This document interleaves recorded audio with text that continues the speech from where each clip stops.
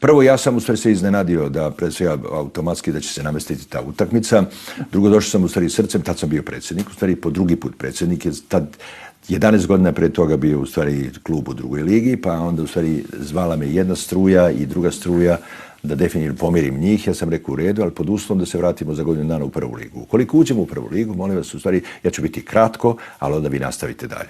Međutim, mi smo ušli u prvu ligu, kao što znate, i onda ta utakmica sa Obilićem, to je bila 89. godina, kad je on bio u stvari i prvak države. I sećam se kao danas u stvari igram utakmicu, sudija, neću da spomenem njegovo ime, svaki put svira nepostojeći faul pred njihovim golom. Nepostojeći faul. Stalno za ovoga Obilić, stalno za Obilić. I u 15. minutu oni daju gol. I tih 1-0 u stvari sudija je u stvari doveo do situacije da pored svega taj jedan. U poluvremenu ja nervozan, odem ja sam da prošetam u stvari tamo u pomoćnom stadionu.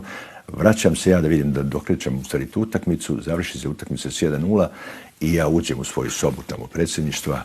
Odjedanputa vidim kako počinje da hrle.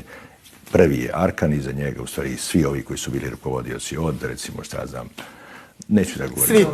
Bitno da, u jednom trenutku ja odmah na njega i kažem, rekao, slušaj Arkane, ti govoriš o viteštvu. Gde ti je viteštvo za današnju utakmicu? Jer ti misliš da se tako dobije utakmica penalom nepostojećim? To se tako ne radi, rekao. Savez će te, rekao, peći zbog ovoga.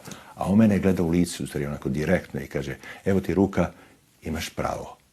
Imaš pravo. Ovako se ne dobije utakmica i napravi predstavu. Uzme telefon, okrene Okuku, je bio Okuka, bio trener. Smenjen si da znaš i kažnjen sa 3000 maraka. Igračima reci sa 3000 maraka su mora da plate u stvari. Spustiš slušalicu, sutradan u štampi piše da je zaista to uradio, ali je postao prva.